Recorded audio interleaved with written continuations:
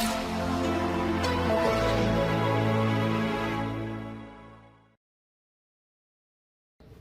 everyone, good afternoon and welcome to Vision IS. Welcome to third class of internal security in the regular batch.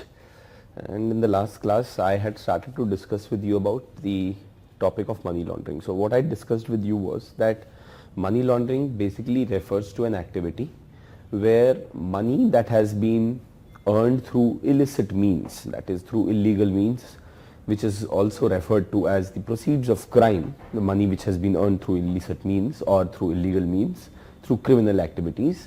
When you make that money to go through a number of processes, number of stages, so that you can make it appear to the government, you can make it appear to the authorities that that money has been earned through legal sources or in legal ways, is what is termed as the process of money laundering. Okay, so that is the definition of money laundering that we need to be aware of. We also discussed about Hawala transactions. I told you that it is a parallel remittance system that exists in order to transfer money from one place to another without actually physically moving money from one place to the other place. This is done through a network of people, through a network of agents, those who are referred to as Hawala agents or Hawala transactors.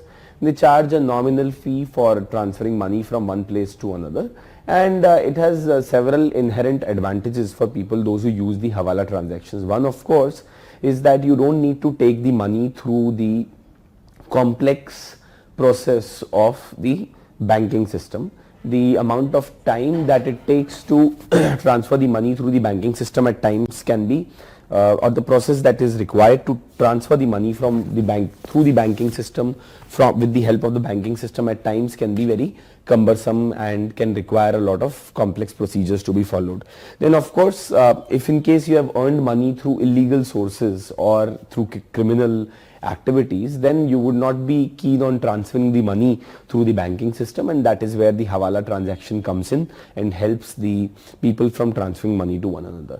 The other, of course, is the fact that Hawala system is an age-old trusted system, something that people have been following for centuries now, especially in South Asia, where the banking system developed very late in the times. There as well, it has been rooted in the history and the culture of the people, and people are more comfortable with this rather than going through the banking system. And of course, the transaction rates that may be involved on some of the transactions that may be made from one country to another by the banking system may be exorbitantly large as compared to the Hawala transaction system, where the commission that is charged by the Hawala transactors is relatively less.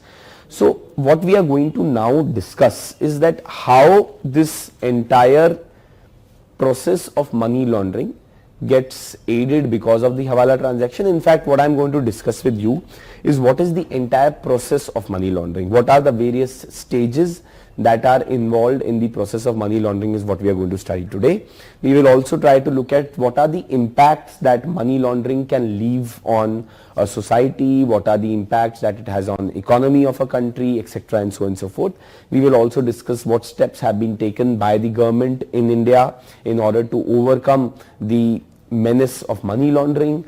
Globally, what are some of the steps that have been taken, and what are some of the challenges that continue to exist, and what needs to be done going ahead in future in order to deal with the challenge of money laundering. Once we are done with this topic, then I will introduce you to the topic of organized crime.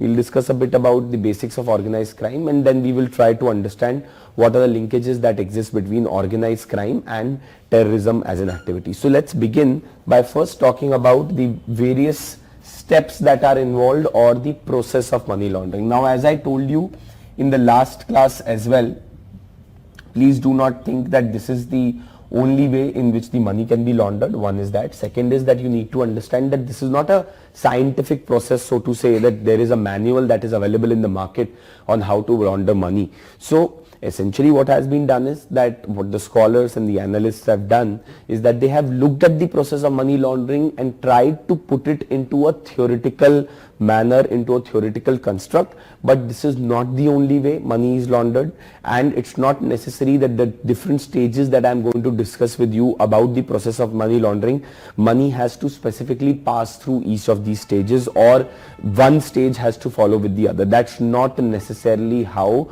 money laundering operates. So let's discuss about the process of money laundering to begin with. And when we discuss about process of money laundering, as I told you, that as per the analysis that has been done of the process of money laundering, these are the three stages that are involved in the process of money laundering. The first stage that is involved in the process of money laundering is what is called as placement, where you place the money into the formal financial system. The illegally earned money, or what we call as proceeds of crime, when it is brought in contact with the formal financial system for the first time, it is called as placement. See, the objective of money laundering is to essentially take it away from the source of the money, take it away from where the money actually originated as far as possible, so that it becomes very difficult for the authorities to decide that where originally the money has come from.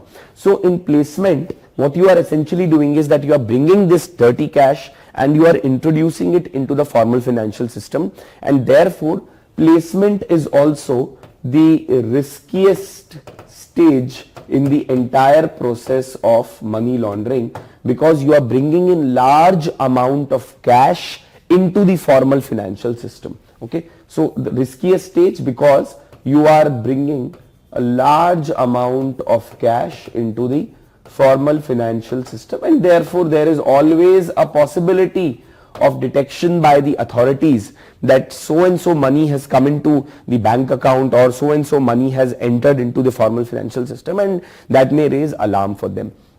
So the riskiest stage, because it is bringing in large amounts of money into the formal financial system. Now there are various ways in which this placement is done. What we do is that one of the ways in which the stage of placement is achieved, or how we place money into the formal financial system, is what is called as smurfing or structuring deposits. What you basically do is that if you have large amount of dirty cash that you have earned through illegal ways, what you are going to do is that you are going to divide it into smaller denominations or smaller pieces, and going to deposit it in the names of different accounts, or going to deposit in multiple number of accounts, so that you can evade the watchful eye of the authorities. So what you do basically in smurfing or structuring deposits is, let's say that you have 10 lakh rupees. What you would do is that you would divide this 10 lakh rupees into, let's say, multiples of 10,000 rupees each, right? So you will be having 100 denominations of 10,000 rupees each, into which you will be dividing this 10 lakh rupees, and then you will be depositing each of these 10 lakh rupees into different bank accounts. Okay, so it could be bank account X, then it would be Y, it would be Z, so on and so forth, so that you can evade, as I said, the watchful eye of the authorities. There are other ways also of bringing this dirty cash into the formal financial system. Another way could be, so smurfing and structuring deposits is one.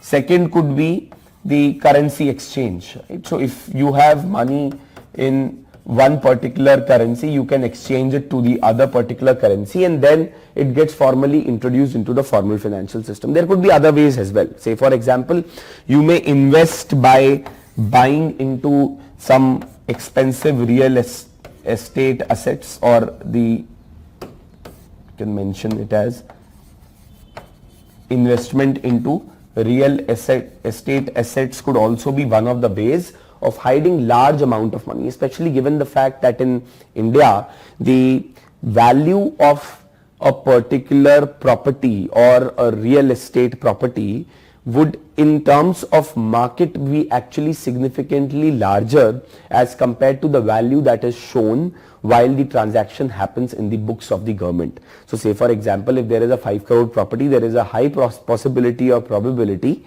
that that 5 crore property, only 1 crore may be the real transaction that may be shown to the government. That is only 1 crore value is shown for that property, and rest of the 4 crores is in basically black, or essentially it is not unaccounted for and the government is not told about that. One of the reasons because of which we have high amount of black money which is involved in real estate transactions is because of the high rate of stamp duty in India.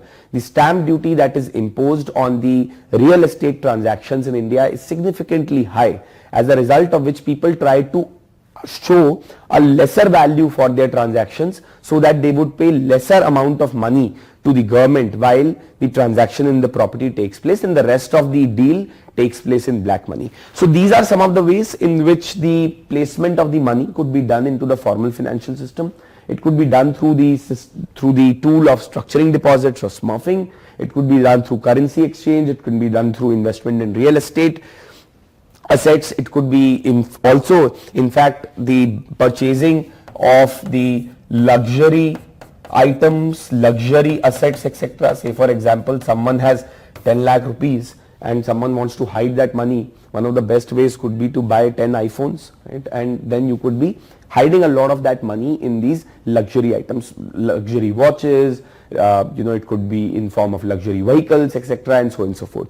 So what you basically are doing is that you are bringing the money into the formal financial system. But the question is, why are you bringing the money into the formal financial system? Because see, अगर आपको कपड़े को धोना है तो आप उसको washing machine में तो डालोगे, so that you will be able to get something clean out of it. So it's the same way. If there is dirty money or dirty cash that you have in your hands, it is important that you introduce it into the system so that when it comes out of the system clean, then you can say that, see, it has come out of the system only and it belongs to me, right? So placement is the first stage in which you formally introduce the cash that you have earned through illicit means, through illegal means, through criminal activities into the formal financial system for the first time, and that is what is called as placement. Now, once the placement of the money into the formal financial system has already happened, the second is the most important and the most complex stage in the process of money laundering, what is referred to as layering. Now, in this stage is where you will try and take the money through multiple transactions, one on top of the other, layer transactions on top of the other, so that it becomes very difficult for the authorities to decipher where originally the money has come from. So let me give you an example. What would be happening in layering is that, let's say you have structured the deposits into multiple accounts. These 10 lakh rupees have been deposited in 100 accounts that belong to different people, but all these 100 accounts are something that you can operate.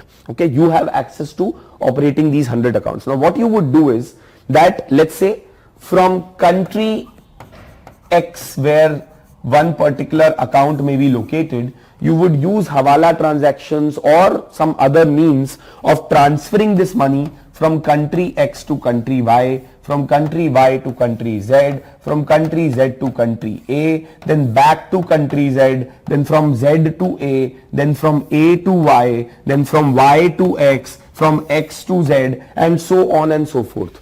What you would essentially be doing is that you would be building a layer of transactions one over the other. There will be one transaction where you will take this money from country X to country Y, Y to Z, etc. and so on and so forth. Then you will probably convert this money into some other form of currency. Then you may buy some expensive item, then you may resell it again, then you may get some money, you will buy some other expensive item again, and then you will send it to country Y again, then to country Z, etc. and so on and so forth. Basically what you will be doing in this second stage of money laundering is that you will be taking your money through multiple transactions or multiple layer of transactions, one over the other, from L1 to L2 to L3 to L4 to L5 to layer N. and in this way it would become almost impossible to detect where originally the money has come from. So therefore, layering is actually the most important stage in the process of money laundering, because what you are trying to do is you're trying to take money as far as away as possible from the origin of the money, from the original source of the money, and it would become almost impossible for the authorities to decide where originally the money has come from, especially where multiple jurisdictions get involved, where multiple countries get involved, multiple currencies get involved. It becomes even more tougher to decide where originally the money has come from. And in this process of layering, in this stage of layering, it is hawala transactions that play a very crucial role. Imagine that money that you had sent from Delhi ends up being in Amsterdam the other day, and then ends up being in Sydney the other day, and then ends up being in Havana the other day, and then ends up being in Singapore the other day. It is going to be almost impossible for the authorities to track down this money from one place to another. And secondly, the amount of effort that would be involved for them, the humongous exercise that would be involved for them to coordinate with multiple authorities in different countries is going to almost make it impossible for them to decide where originally the money originated, because there will be so many transactions or so many layers of transactions which would be layered one over the other. So the second stage in the process of money laundering, once the money has been introduced into the system after the placement, would be the process of, or the stage of money laundering, where you will take money through multiple transactions layered one over the other, so that it becomes literally impossible for the authorities to be able to decipher where the money has come from, right? Imagine in a country such as India, where it is very difficult to be able to investigate a crime by a particular police agency in another state. How difficult would it be for them to investigate where originally the money has come from, where multiple countries are involved, multiple forms of the money is involved, where multiple currencies are involved? It is going to be a very, very difficult task for them to perform, right? So once layering is done, once you have taken the money as far as away as possible from the origin of the money or from where the money originated, the next stage, of course, is going to be to integrate this money back into the system and show it to the authorities that you have earned this money through legal sources. So the third stage in the process of money laundering, where you integrate the money back into the bank account and try to show to the authorities that you have earned it through legal sources, is what is called as integration. Because by now the authorities are already confused, and it is going to be almost impossible for them to locate where originally the money has come from. So integration is going to happen. Now integration can also be done in multiple number of ways. One of the ways to do the integration of money back into the formal financial system and to make it appear to the government that you have earned it from legal sources is by creation of what is called as the shell companies. Okay, so shell companies are nothing but they are basically fake companies that are operating just for the heck of it. The idea or the purpose behind creation of these shell companies is to actually launder the money or to hide some illicit activity, and not necessarily to carry out some kind of a business. I'll give you an example. Let's say that now you have some money that has by some means reached Maldives, right? So you have earned money, you have placed it into the formal financial system, you have taken it through the process of layering, and this 100 crore rupees has reached Maldives through the various layering process, right? Now in Maldives, one of the things that you need to keep in mind is, say for example in countries such as Maldives, the corporate secrecy laws are very strict. So the corporate secrecy laws in these countries are very strict, as a result of which these countries do not share information with the authorities outside their country about whom a particular company belongs to. Now what would be done is that, let's say that you are Mr. A and you have this 100 crore rupees lying in Maldives and you want to get it back into India and show it to the government that this is something that I have earned legally. What you would do is that you would set up a company X in Maldives, which would be a shell company, which would actually not be doing any business in Maldives, right? This would be a company X in Maldives, which would be registered in your name, but Indian tax authorities or Indian government is never going to come to know that this company X belongs to you in Maldives. At the same time, you will be having a company Y in India, right? You would be having a company Y that would be operational in India. This company would also be in your name, but here of course the government would know that company Y belongs to so and so individual whose name is Mr. A. Now what he would do here between this company X and company Y is that he would show a fake transaction to the government. A fake transaction would be shown to the government that, see, I am doing some kind of a business with company X that is located in Maldives. You would probably tell the government that I am exporting some high value item, even though you may be actually exporting rocks filled in a carton, right?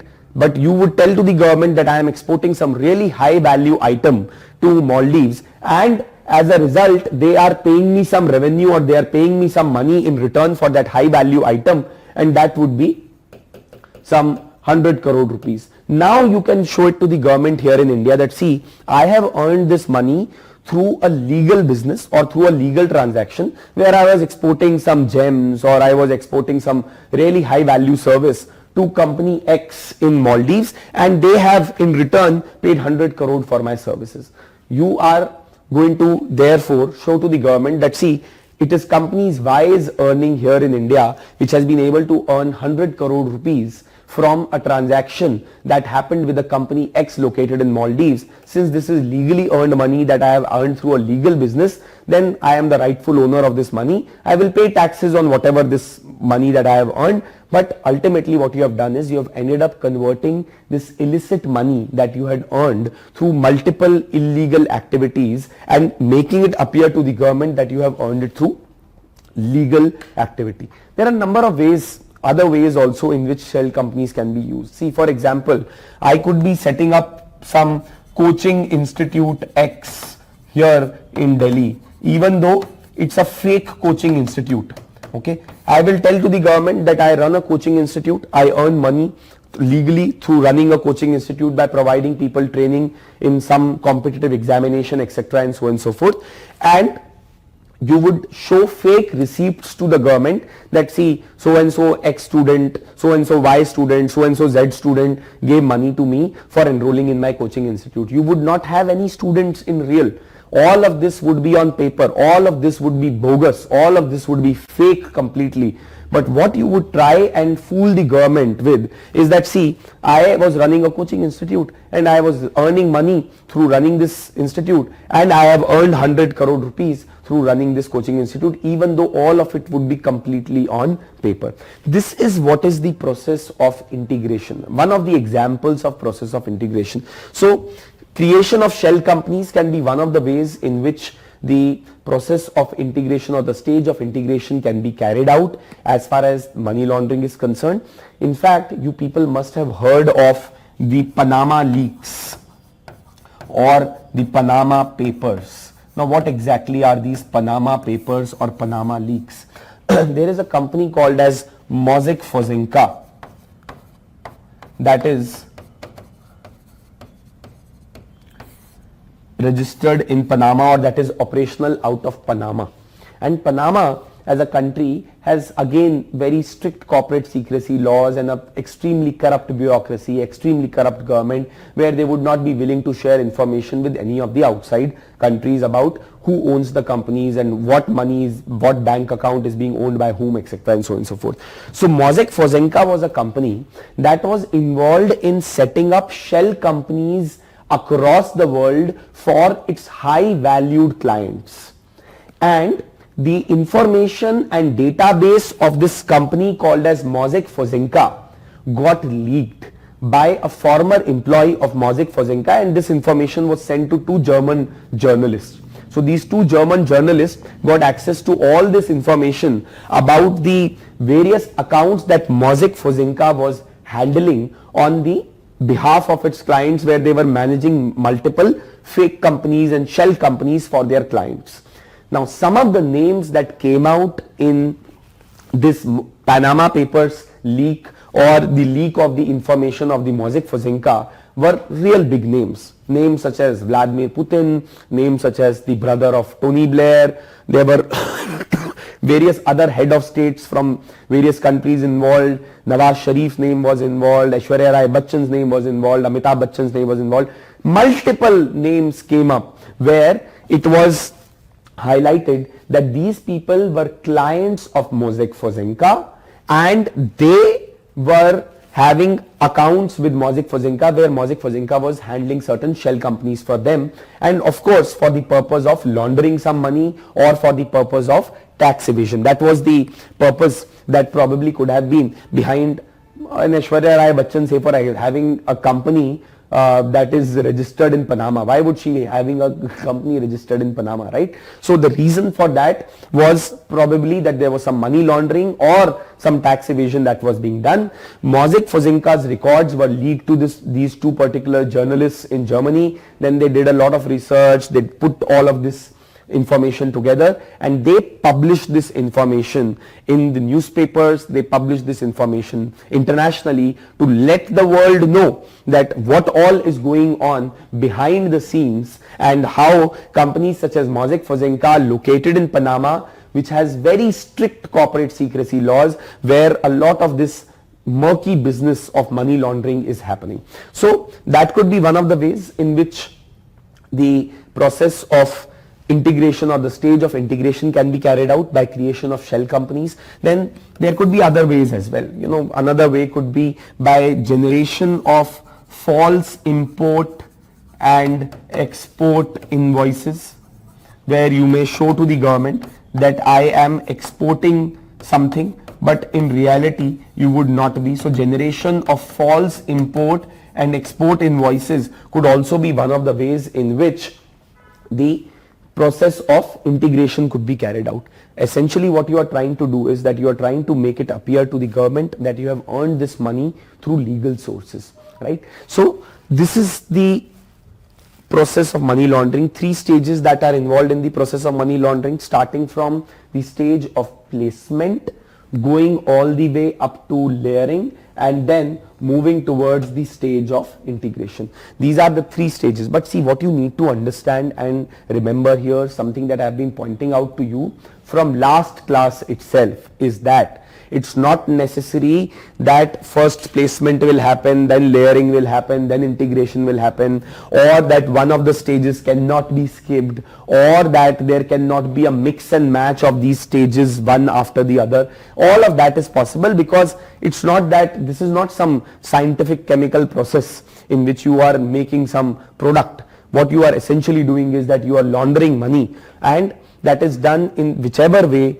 possible, but the objective is to ensure that you take the money as far as possible from the origin of the money, from the source of the money, so that you can fool the authorities, you can fool the government to believe that you have earned this money through legal sources. So this is what is the process of money laundering, starting from placement, going to layering, to integration, right? So what we need to understand here. Now, if you look at one of the diagrams that I have also shared on the PPT, you could get an idea of how the process of money laundering functions.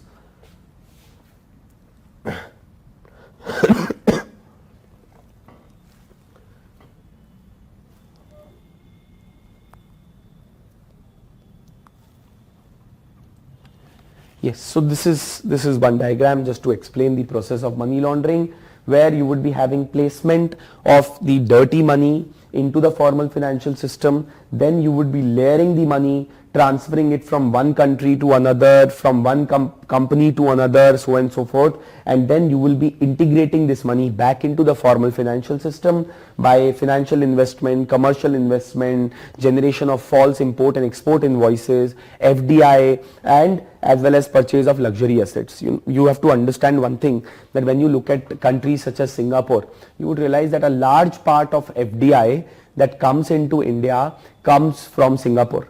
Now imagine a small country such as Singapore, which is almost the size of the city of Delhi and probably even smaller than that, is sending a large chunk of FDI into India. What could be the probable reason?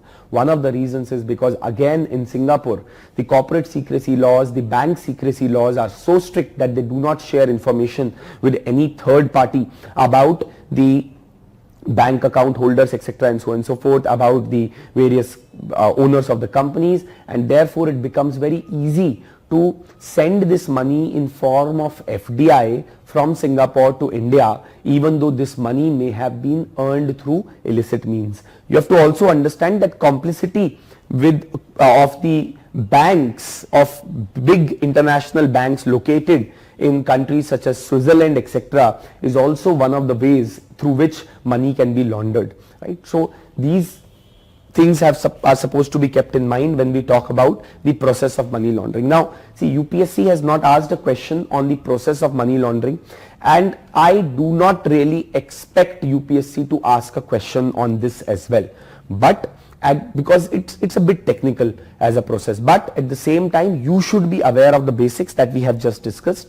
In the notes that have been shared with you, the class handwritten notes, there are already detailed definitions of the process of integration, layering and placement, etc., that have been provided there, so you could read through them. But I do not necessarily expect UPSC to ask a straightforward question on the process of money laundering or asking you to explain the process of money laundering, but there is a possibility that they may ask a generic question on what are the various ways in which money can be laundered, what are the various tools that are involved in the process of money laundering. There you should be talking about the inter-country bank transfers, purchase of the luxury assets, and then foreign currency exchange. You could also be talking about the Hawala transactions.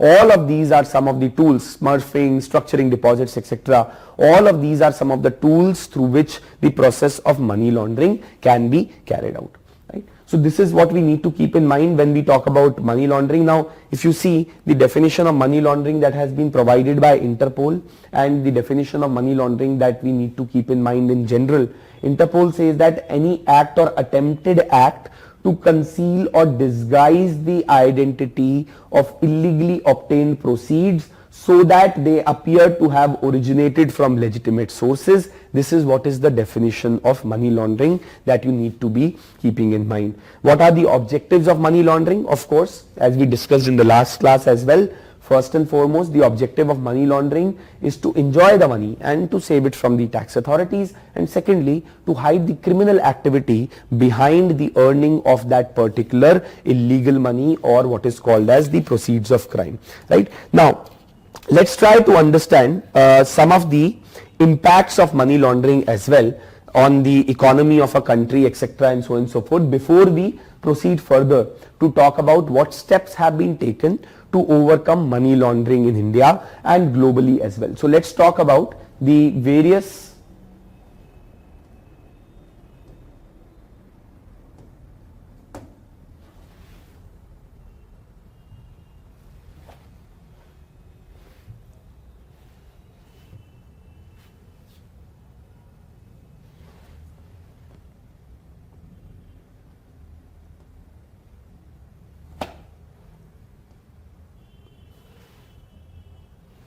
Okay, so let's talk about the impact of money laundering. Okay, so again, always remember that whenever you talk about issues such as causes, reason, impacts of any particular thing in your mains answers, it's important that you structure it properly, you bucket the points so that the examiner gets an impression and an idea that you have a holistic understanding of the entire issue. Plus, you would be able to write the answer in a more cohesive manner as well. So what are the impacts of money laundering? We are going to look at it from multiple dimensions point of view. So when we talk about impacts of money laundering, the first impact of money laundering that we will be discussing will be the economic impact it has. That is, what is the impact it creates on the economy of any particular country. So I would request you people, now that you people have already attended the economy classes as well, you people understand the entire issue related to black money, etc., and so on and so forth. So if you can tell me what are the economic impacts that it can have on a country such as India, what can be the possible economic impacts of money laundering? I'll give you one example. One of the examples of economic impact of money laundering could be that it could lead to rise in inflation in the economy. When does inflation happen? When there is too much money that is chasing too few goods in the society, right? In the economy, when the production is less but the demand is more, inflation happens, right? Because the prices for the products go up. Now, what money laundering can lead to is that it can lead to infusion of excess amount of money into the economy, therefore leading to inflation in the economy, especially of the luxury assets, items, real estate, etc. So one of the impacts of money laundering that you can highlight is that it can lead to inflation in the economy. Now please, on the response chat, tell me what are some of the other impacts that money laundering can create. Okay, it can disturb the GDP. What do you mean by disturbing of the GDP? Please be specific. Please don't mention vague terms. Please be more clear in what you mention, right? Loss of tax revenue, of course, you can mention that. That's a good point, right? So there is a loss of tax revenue that happens as a result of money laundering, because you can easily evade taxes, etc., and so many other things as a result of money laundering. What else can be mentioned there?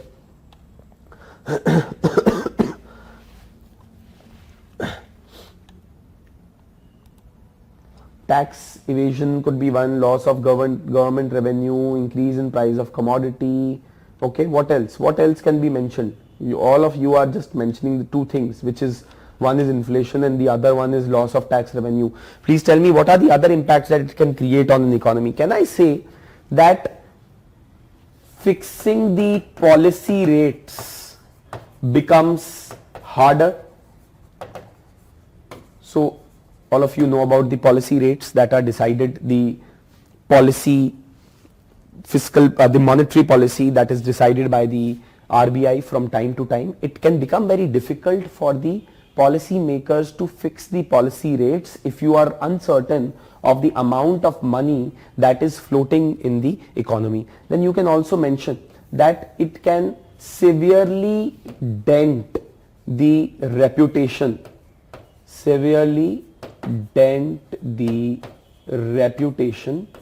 of financial institutions in the country.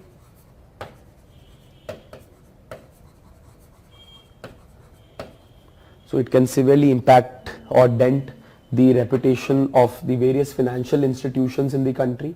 So that is another impact, economic impact of money laundering that you can be mentioning, right? Monetary policy gets impacted. What else? Monetary policy becomes ineffective. Tax evasion नहीं होता है, tax evasion होता है. Then what else? Affects the interest rates, etc. हो गया ना, वो तो policy rates की बात हो गई. और बताओ, और क्या aspects mention कर सकते हैं?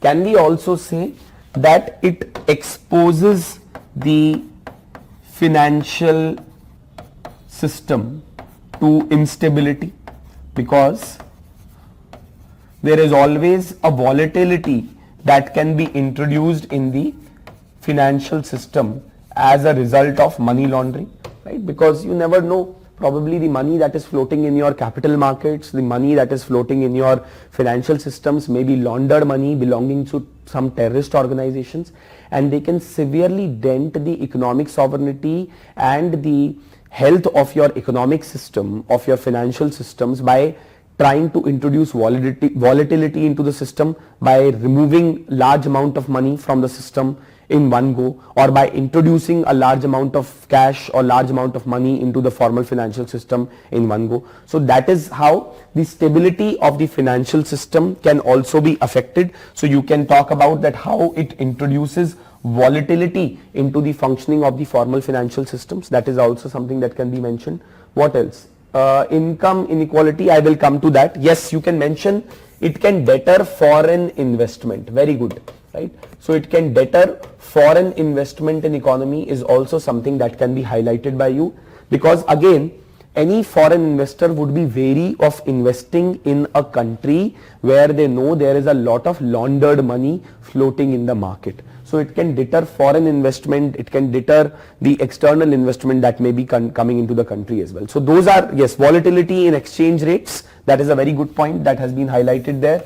So you can mention about that it can bring in volatility in exchange rates, right? Currency exchange rates may become way too volatile, susceptible, right? Another thing that you can also mention here is that it can destroy the level playing field in the economy, because smaller companies, smaller startups that may not be having access to laundered money will never be able to compete with those businesses which would have access to laundered money, right? Because it is always easy to earn money and large amounts of money through illegal means, and if it is easy to launder that illegally earned money and introduce it into the businesses, it is going to be almost impossible for the other businesses to compete with that particular business that has been sponsored by laundered money. So it can destroy the level playing field in the economy as well, is also something that you can talk about. Yes, you can talk about hot economy,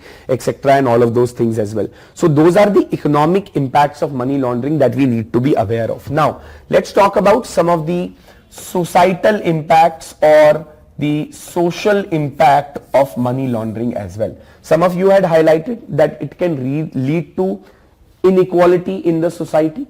That is true. You can mention that it leads to rising inequality in the society, especially people, those who are rich become richer, right? That is one aspect that can be highlighted. You can also mention about the fact that it can lead to degradation of moral values in the society, degradation of the moral fabric of the society. See, because in today's materialistic age, in today's materialistic society, what tends to happen is that the focus is more on how much money you have. It does not matter where you have earned the money from. You know, it's often said that it does not matter whether the cat is black or white as long as it catches the mice.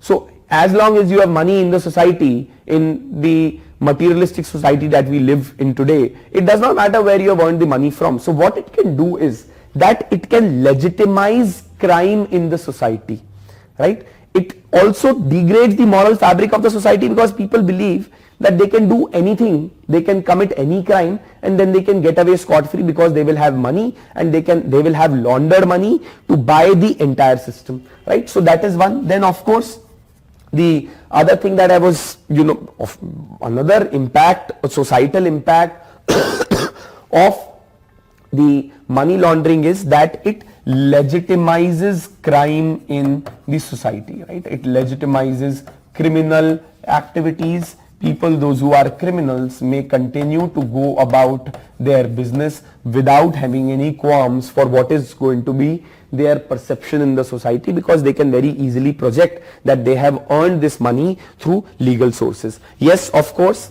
as some of you have mentioned, that it can lead to consumption of drug trafficking, etc. So various kind of criminal activities get promoted, because आपको जब पता है कि it's very easy to get away with all of these criminal activities, you will continue to pursue these activities. So drug trafficking, etc., and a number of other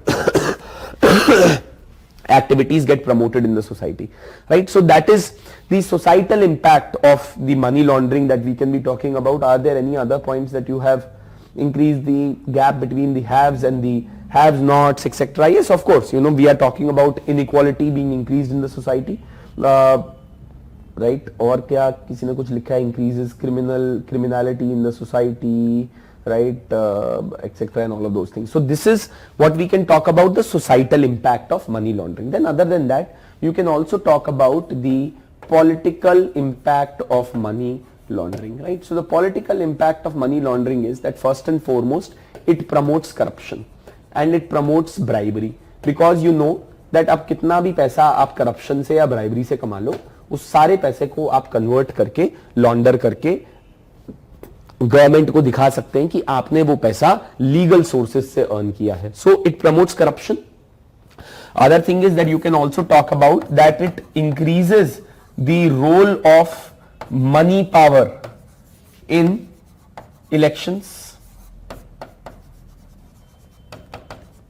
right? You can also talk about it can lead to criminalization of politics, because today what is needed to win an election is nothing but money, and it can therefore lead to entry of criminal into politics, right? So you can also talk about it can lead to criminalization of politics. A number of criminals may enter into politics because politics is a very expensive affair to enter into and to be a part of today, and that you can conduct very easily if you have access to laundered money, right? So you can also talk about criminalization of politics. You can also talk about that how it promotes the activity of terrorism and various other activities that are detrimental to the society as well. So ये भी आप mention कर सकते हो political impacts के अंदर, right? Funding radical and communal groups, you can talk about that, right? So all of these things can be mentioned. See, there are a number of other points also which can be mentioned, but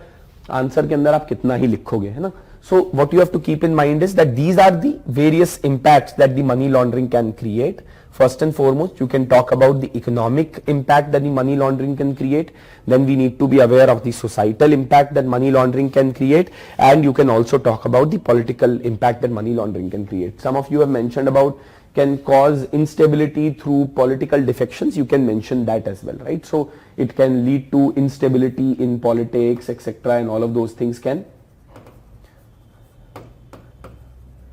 be also mentioned when we talk about the impact of money laundering. So these are the various impacts of money laundering. So you can see very clearly the kind of danger that the activity of money laundering poses to a society. I remember in 2013 when the pattern for the examination had just changed, UPSC asked a question about how money laundering can impact the economic sovereignty of a nation. Right? So there you would have to mention about how the decision making of a country with respect to economic matters suffers significantly as a result of money laundering. Right? Now, considering the significance or the kind of possible impact that money laundering can create on a particular society, it is also very important for us to understand what steps have been taken to counter money laundering, right? So what are the steps taken to overcome money laundering? Now here we will be talking of steps on two levels. One, measures or steps that have been taken by the government in India or by the authorities in India, and globally as well. Money laundering has been posing a lot of challenges. As a result of them, a number of global initiatives have also been taken in order to overcome money laundering. So let's have a look at those particular things as well. So what are the steps that have been taken to counter money laundering?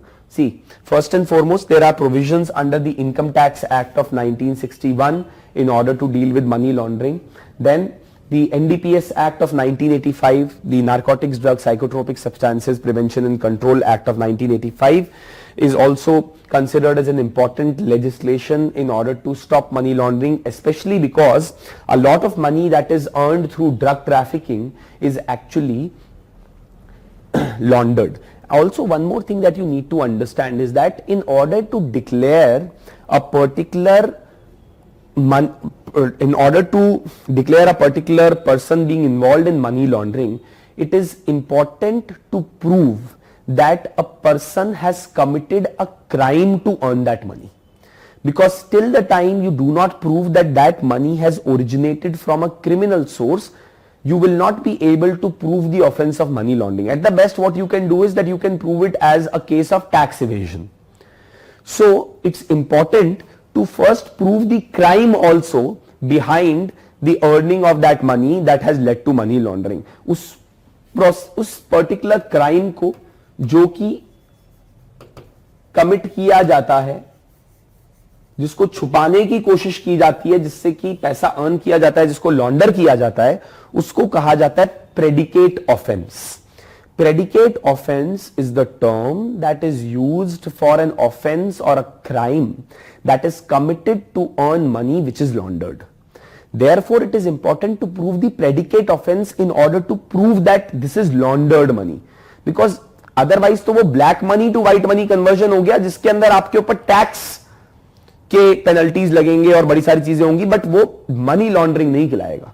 Money laundering prove करने के लिए आपको ये prove करना ही पड़ेगा कि उस पैसे को आपने गलत और इलीगल मीन से अर्न किया है, तो प्रेडिकेट ऑफेंस प्रूव करना जरूरी है. इसीलिए एनडीपीएस एक्ट जैसा एक्ट जो है, it becomes very important because it helps in establishing the predicate offense of the drug trafficking etc. that may be leading to generation of some kind of the money which may be then laundered.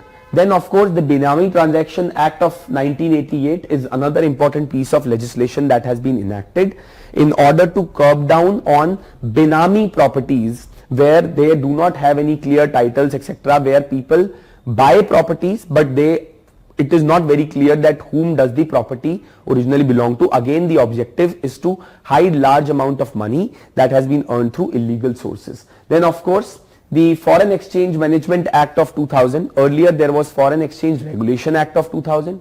Now there is Foreign Exchange Management Act of 2000, because of which there are certain rules and regulations that are imposed on the currency exchange. There is only a certain amount of money that can be exchanged at the currency exchanger's office. Also, you would have to provide your PAN details etc. and so on and so forth. So that is also one of the ways in order to overcome the offense of money laundering. Then the most important piece of law that has been enacted in India in order to overcome the offense of money laundering is the Prevention of Money Laundering Act 2002.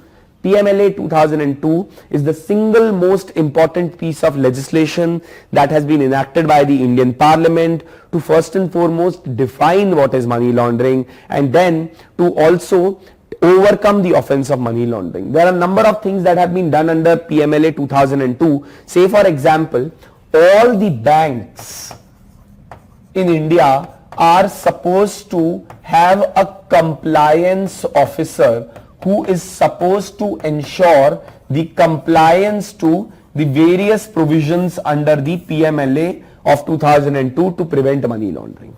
One of the things that this compliance officer in any bank needs to do is to ensure that a detailed record of all the transactions of the bank and its customers is maintained, so that if at any point of time later you want to go back and want to break down the various transactions, you would be able to do that with the help of this database that is maintained by the compliance officer. What you can also talk about is that the KYC norms that have been introduced in India is also a part of requirement under the Prevention of Money Laundering Act of 2002.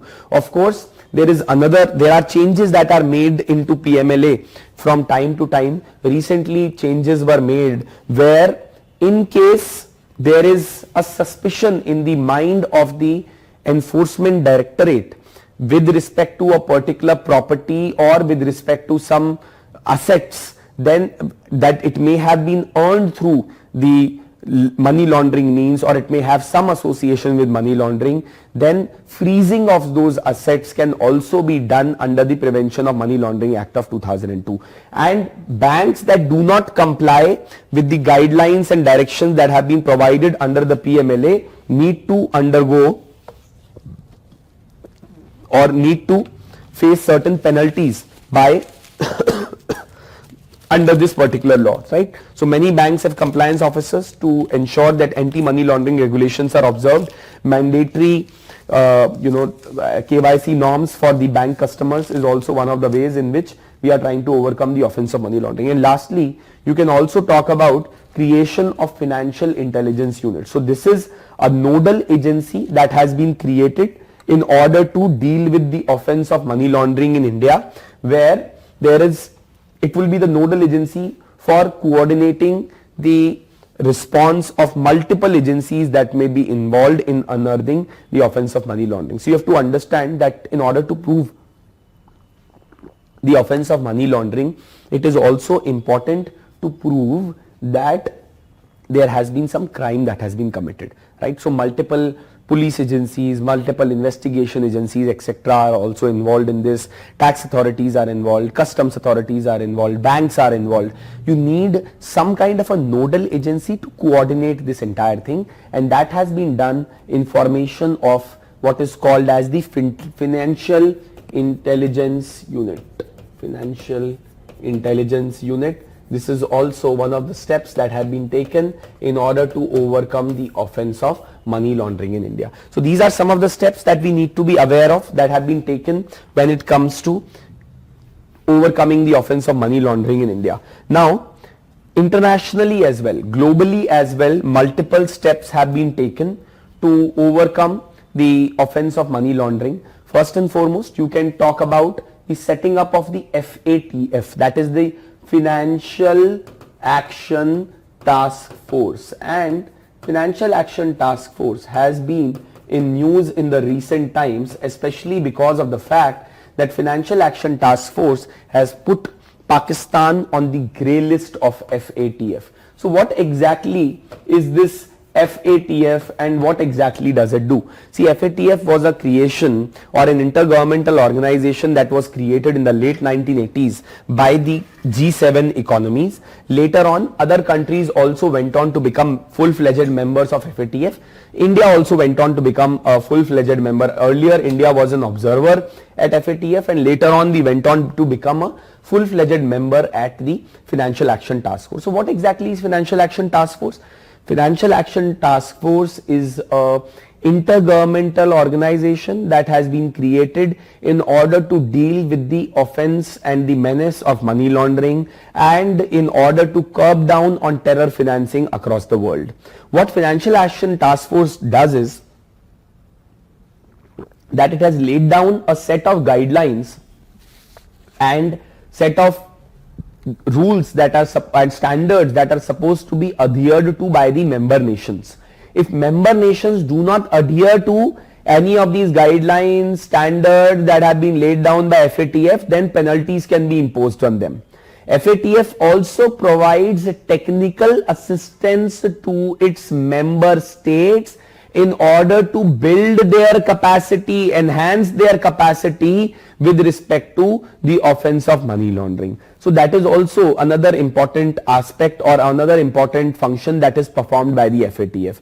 Then you can also talk about that FATF performs another yet very significant function, that in case if there are erring nations or erring member states, then what strict action or penalty should be imposed on them. So for example, Pakistan has been put in the grey list, means that Pakistan has not been taking enough steps in order to deal with money laundering in its boundaries, and it should be taking some strict measures to overcome that, is something which is highlighted as a result of this FATF by the action of the FATF. If Pakistan continues to evade the measures that are recommended by FATF, then it may soon be put on the blacklist as well.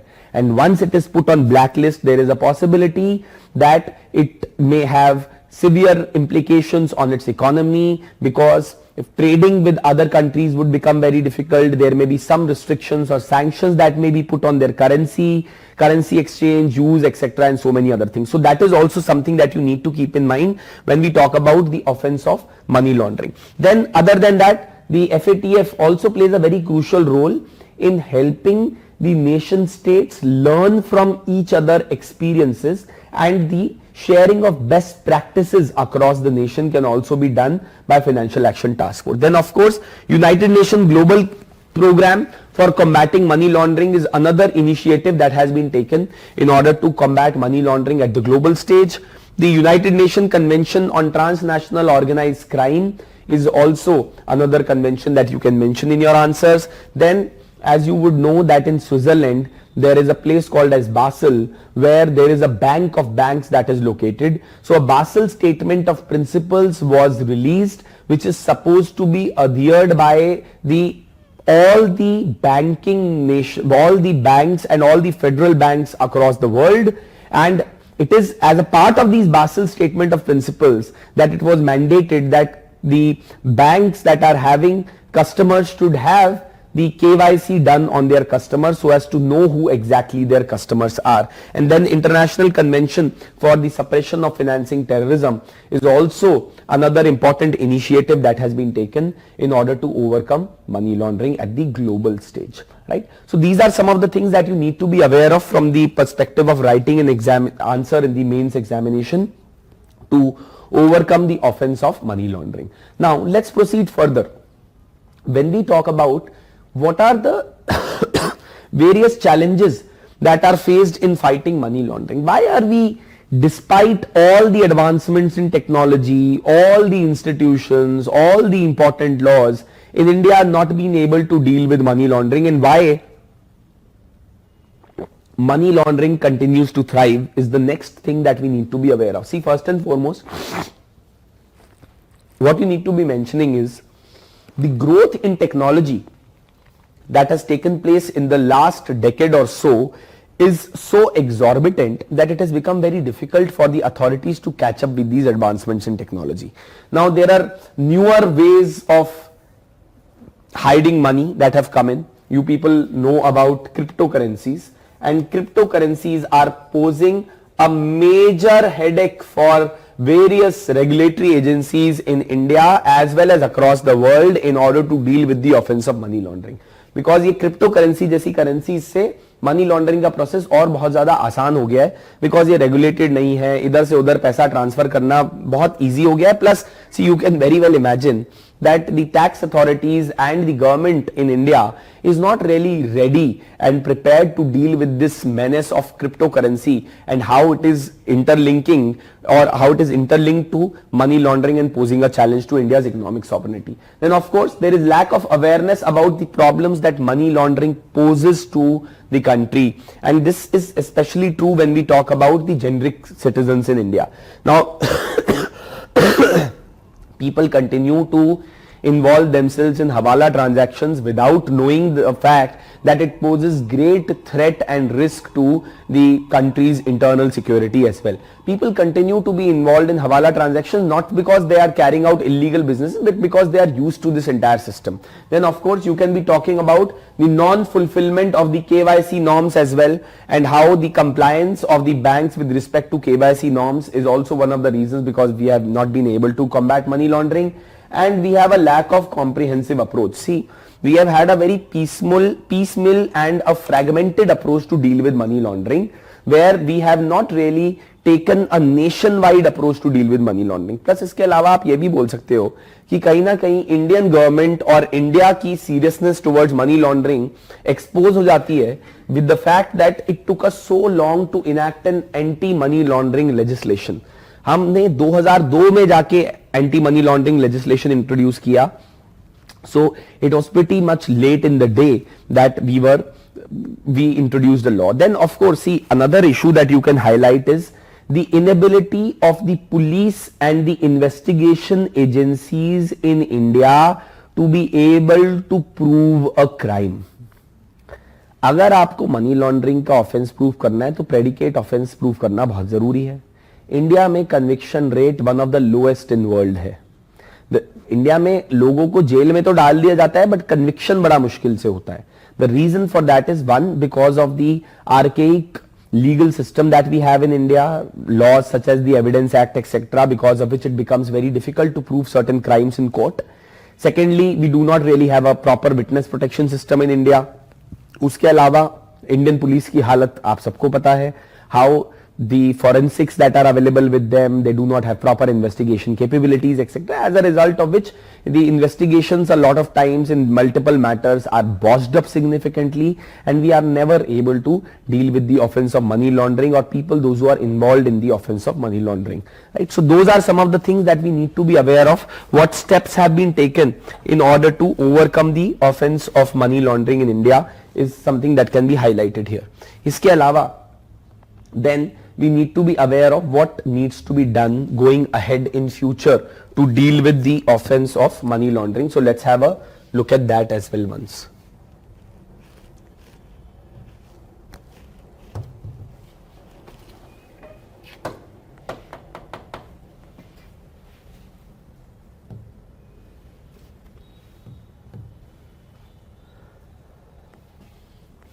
Okay, so when we talk about way forward, how can we overcome money laundering? What are the ways in order to prevent money laundering in India? What do we need to do going further? Right, see, first and foremost, what you need to talk about is that there has to be an awareness creation that has to be done among the citizens about the offense of money laundering and the kind of challenges that it poses to India's internal security, the economic sovereignty of the country, and so on and so forth. Then sensitization of public and government officials on this particular behalf is required. Signing up of bilateral agreements to improve the knowledge sharing with multiple countries. So we are already signing, as you would know, the tax information exchange agreements with various countries, and probably we need to speed up this process so that we can start sharing more and more information and get information from other countries, where possibly we would be able to understand and unearth how shell companies are operating, etc., and so on and so forth. Then you can also mention about strengthening of international organizations such as the Interpol in order to deal with the offense of money laundering. See, money laundering is an offense that concerns not just one nation, does not concern only one country, but multiple countries, multiple jurisdictions are involved, and till the time you do not have a comprehensive global approach to deal with money laundering, dealing with this particular issue would be a major problem. And then India should strive to implement the FATF recommendations on a priority basis. There are multiple recommendations that have been made by the Financial Action Task Force as well to the authorities here in India. Some of them have still not been implemented. We probably need to research and invest more in upgrading our own capacity to deal with the offense of money laundering. You can also talk about that reforms are required in the entire criminal justice system in India, especially with respect to the police, state police forces and investigation agencies in India, if we want to deal with the offense of money laundering.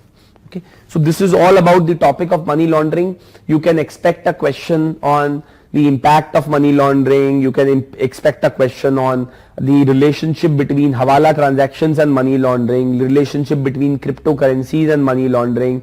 You can also expect a question on what needs to be done and what are the various challenges that we are facing in dealing with the offense of money laundering. Right, so this is what we need to understand when we talk about the issue or the offense of money laundering and its prevention. Yes, any questions that you people may have, please feel free to pose it to the class coordinators and we can take them up. So giving a couple of minutes to you. If there are any questions, is there anything that you have not been able to understand? If there is any doubt or confusion in your mind, please feel free to ask the question and we can take them up.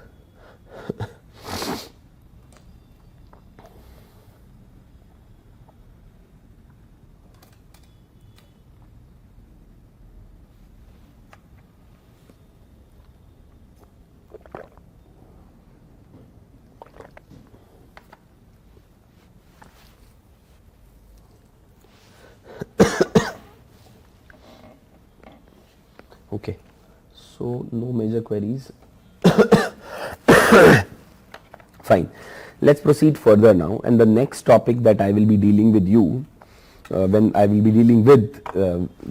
we'll be discussing with you, would be the topic of organized crime and linkages between organized crime and terrorism. So let's first and foremost try and understand what exactly do we mean by organized crime, and then we will try and understand what are the various linkages between organized crime and terrorism and what are the challenges that it poses to India's internal security. Right, so let's start with that particular topic as well now.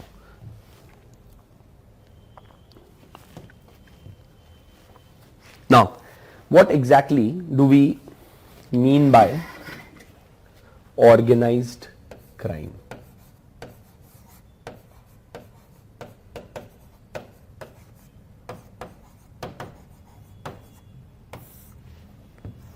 Now, see, organized crime is any criminal activity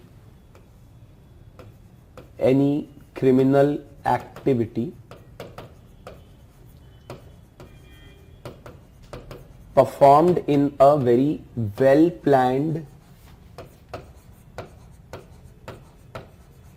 and a professional manner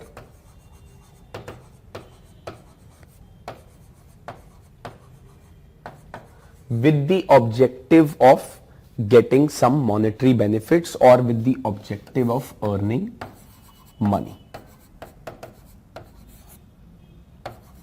So essentially when we talk about organized crime, what we need to keep in mind is that the objective of organized crime or the objective of committing organized crime is to essentially make money, is to make profits. And it is a criminal activity which is performed in a very well planned manner, a structured manner, a professional manner. Some of the examples of organized crimes would be drug trafficking,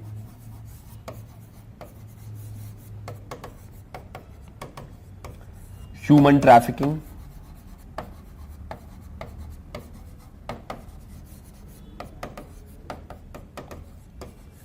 trade in illicit items. You could also be mentioning about contract killing, abductions, kidnapping, right? Gun running, smuggling, etc. and so on and so forth. So these are some examples. Of course, money laundering is also an example of an organized criminal activity. All of these are examples of organized criminal activity. Now see, what you need to understand is that organized criminal activity is not performed by one individual per se. Of course, it can be performed by one individual also, but generally organized criminal activity is performed by an entity or an organization that works in a corporate style. An entity or an organization that works in a corporate manner, when it performs crimes as its main objective, as its main activity, then it is called as organized crime. Organized crime की वैसे अगर आप definition देखेंगे law के अंदर, India में महाराष्ट्र में एक लॉ इनैक्ट किया गया है which is called as Maharashtra Control of Organized Criminal and Activities, Organized Crime Activities, MACOCA, right? That gives a very comprehensive definition of organized crime. We will have a look at it. But what you need to understand is that any criminal activity which is performed in a very well planned manner, in a very organized manner by a group of individuals which is working like an entity or an organization in a corporate like manner is what is called as organized crime. And the crimes that are performed by the organized criminals are very serious and heinous crimes. The objective behind committing all of these crimes is to essentially earn profits, is to essentially earn money. ठीक है, तो objective सारी इन activities के पीछे पैसा कमाना होता है, तो ये सबसे इंपॉर्टेंट एस्पेक्ट हमें दिमाग में रखने की जरूरत है. अगर हम बात करें कि कौन से ऐसे ऑर्गेनाइज्ड क्रिमिनल ग्रुप्स हैं जो आपने सुने होंगे which are involved in committing organized crime or organized criminal activities, one example that you can give is of the Dawood Ibrahim's organization, which is also called as the D Company, right? There are various other international organizations also which are involved in organized crime. Say for example, when we talk about, there is an African American group that is active in America which is called as the Crips. So this is also one example of an organized criminal group. There are multiple Russian organized criminal groups that are involved. There are multiple Latin American organized criminal groups that are involved in organized crime. So if we look at the specific definition of organized crime as per the Maharashtra Control of Organized Crime and Activity, we will find this definition. ये क्या हो गया इसमें? So, okay. So let's talk about how do you define organized crime as per the Maharashtra Control of Organized Crime Act. Now, first and foremost, organized crime, अगर simple terms में बोला जाए, it is pursuance of criminal activity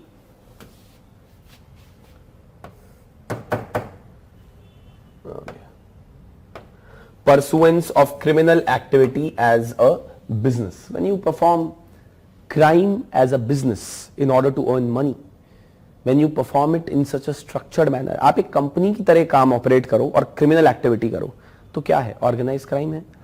Mossack Fonseca is actually involved in organized crime, right?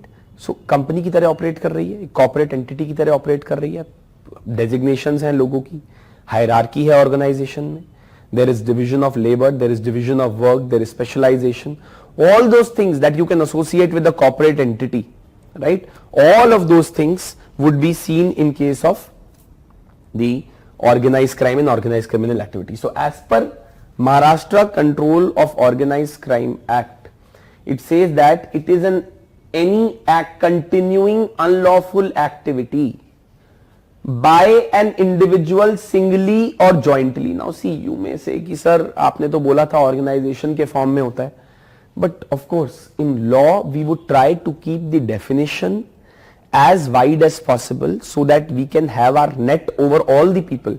कहीं ऐसा ना हो कल एक आदमी बोले सर मैं तो ऑर्गेनाइज क्राइम कर ही नहीं था, मैं तो इंडिविजुअली कर रहा था, right? So in order to deal with all those kind of exceptional situations, law would always be very broad and would try to cast its net as wide as possible, right? Either as a member of an organized crime or on behalf of such group by use of violence or threat of violence or intimidation or coercion or other unlawful means with the objective, ये बड़ा important है, with the objective of gaining monetary benefits or gaining undue economic or other undue advantage for himself or any other person is what is termed as organized crime as per the Maharashtra Control of Organized Crime Act. Similarly, अगर आप कर्नाटका का act देखेंगे, Karnataka has adopted the same act as of Maharashtra. उन्होंने जैसे यहाँ पे मकोका है, वहाँ पे ककोका है, Karnataka Control of Organized Crime. Then similarly Delhi has also adopted this act with some kind of slight modification. Similarly, very recently Gujarat introduced an act called as the Gujarat Control of Terrorism and Organized Crime Act. ठीक है? So बहुत सारी states ने अपनी अपनी legislations enact करी हैं organise crime से डील करने के लिए और उन्होंने डेफिनेशंस भी प्रोवाइड करी है वहां पे ऑर्गेनाइज क्राइम की. So these are some of the examples of organise criminal activities. You can mention about currency counterfeiting, you know, the production of fake Indian currency notes could be one of the examples of organise crime. Trafficking of endangered species, migration smuggling, trafficking in human beings, organise property crime, किसी की property हड़प लेना, कब्जा बना लेना, जाके गुंडे भेज देना, all of this is an example of organized crime. Drug production, trafficking, distribution, cyber crimes, child pornography, right? Payment card frauds, all of these things, all of आजकल अगर आप देखोगे बहुत सारी जो साइबर क्राइम्स हैं, इंटरनेट फ्रॉड्स हैं, they are being conducted in a very organized manner. People, those who are very well trained, are in this entire business of earning money through the fraud, right? So all of these will be examples of the organized crime and organized criminal activities. In fact, if you see that the amount of money that is involved in organized criminal activity across the world, it is humongous. It is huge, right?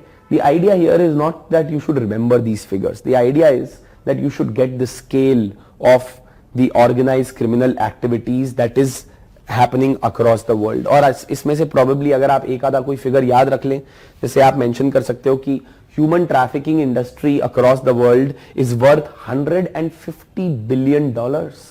Look at counterfeit currency industry that operates across the world, almost $1.13 trillion, right? Almost half of India's economy size. So these are the kind of numbers that we are talking of when we talk about organized crime and organized criminal activity. अगर आप देखोगे यहाँ पे एक और मैंने list provide करी है of the kind of organized crimes and organized criminal activities that you can see across multiple countries. This is as per one particular study that was conducted by the US State Department, right? So, और अगर आप देखोगे, when I was telling you that these organized criminal groups are very well structured groups, they operate like companies.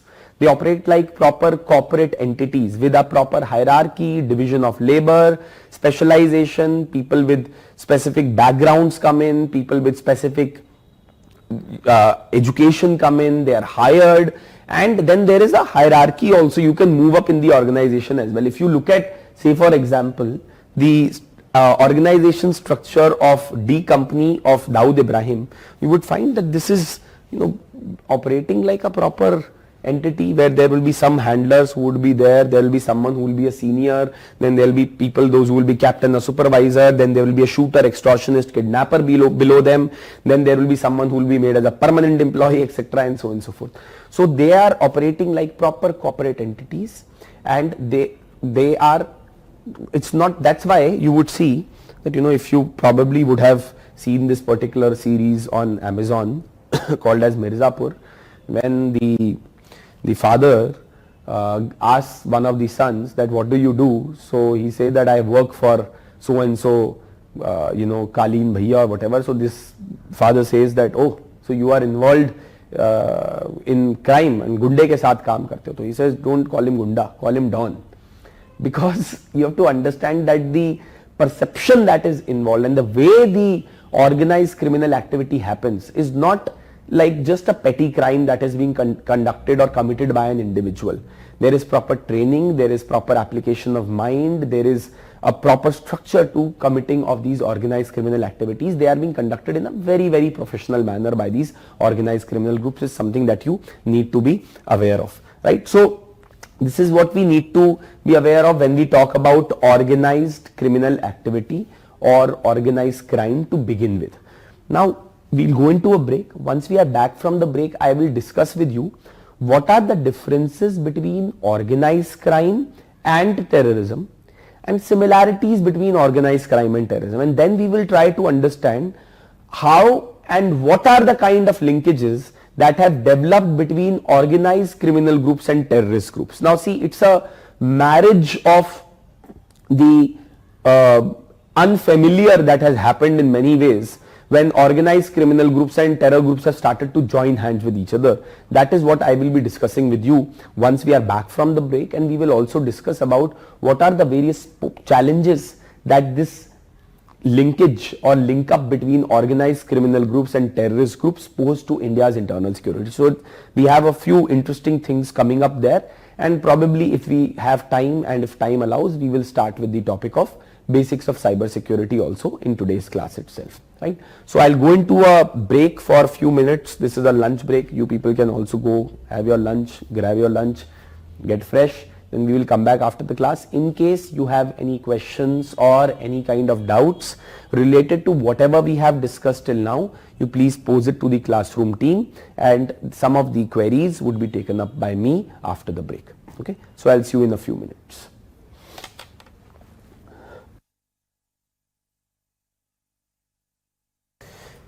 Okay, so now we are going to discuss about the characteristics of organized criminal groups, and then I will try to tell you what are the differences, what are the similarities between organized criminal groups and terror groups, and then we will try to understand the linkages that come up between both of them. So let's have a look at that. So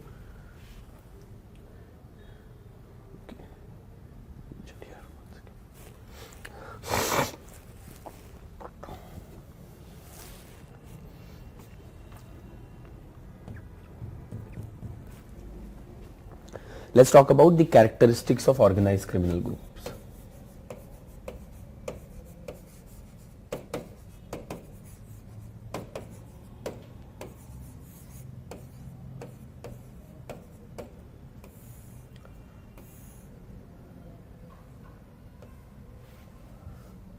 Right.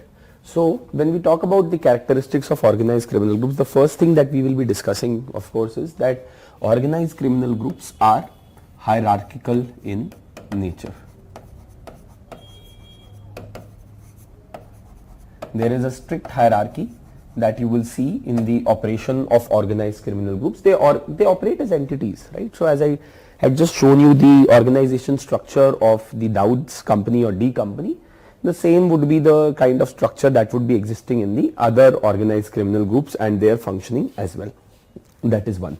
The second thing that you can also be talking about when we talk about the characteristics of organized criminal groups is that there is an element of violence or use of violence that is involved in the functioning of organized criminal groups. Use of violence or element of violence in their functioning is another aspect that you can be highlighting. The third thing is that organized criminal groups often see division of labor or division of work depending upon the specialization that a person possesses. Okay, so that's another characteristic of organized criminal group that you can see in the modern day times. Of course, the other thing that you can talk about is division of work and division of labor is one. The other thing that you can say is that there is a strict membership criteria. To become a member of an organized criminal group, you need to prove your loyalty to the organization, and once you become a member, then there is no way out for any particular individual to walk out of an organized criminal group. You know, it's pretty much like the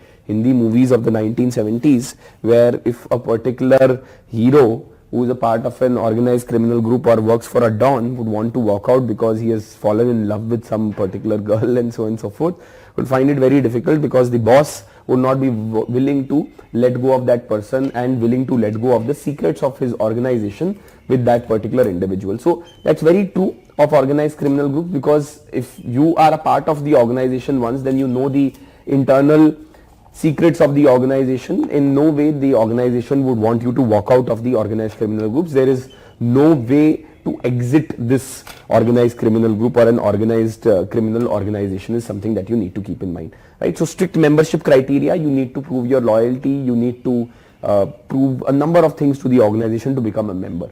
Then of course the last thing that you can mention about the characteristic of an organized criminal group is that there is an element of continuity in the functioning of these organizations, irrespective of whether Dawood Ibrahim would continue to live or not, or irrespective of whether a particular person would want to be is any longer existing or not, the organized criminal group would exist. See, it's simply like that if Bill Gates has resigned from Microsoft, it does not mean that Microsoft as a company has shut down. If Narayan Murthy is no longer on the board of the Infosys, it doesn't mean that Infosys has shut down. Or if Ratan Tata moves away from Tata, it doesn't mean that the Tata groups or the Tata Sons would shut down. Right? Similar way, because all of these entities are also functional just like a corporate entity, there is an element of continuity in the functioning of these organizations, that is, they continue to exist beyond the lifetime of their members, beyond the lifetime of members. So the emphasis here is on the organization per se, is on the group per se rather than an individual. So yes, of course, these organizations are driven individually, right?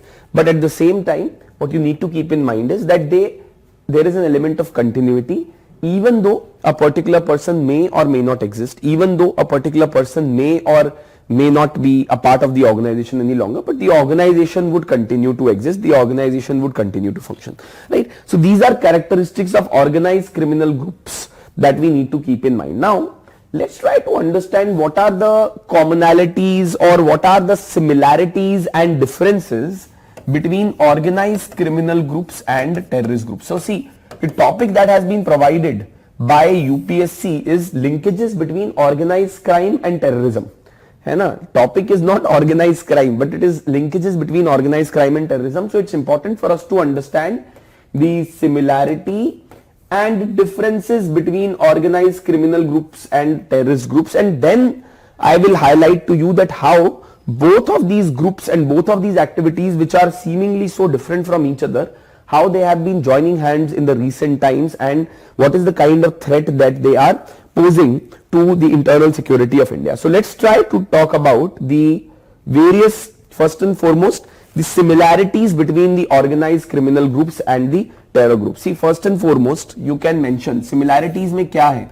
दो चीजें similar है, दोनों ही criminal organizations हैं, दोनों ही criminals हैं, both of them are criminal in the eyes of law, right? In the eyes of law, both organized criminal groups and terror groups are criminals, And secondly, you can also talk about that both the organizations or both the type of organizations are involved in the use of violent means, right? Both of them use violent means in order to achieve their objectives. The use of violence and being criminal in the eyes of the law is something which is very similar between organized criminal groups and terror groups. Now, what are the differences? That is where a major difference comes in. So let's try to look at differences between terror groups or differences between terrorism and differences between organized criminal groups.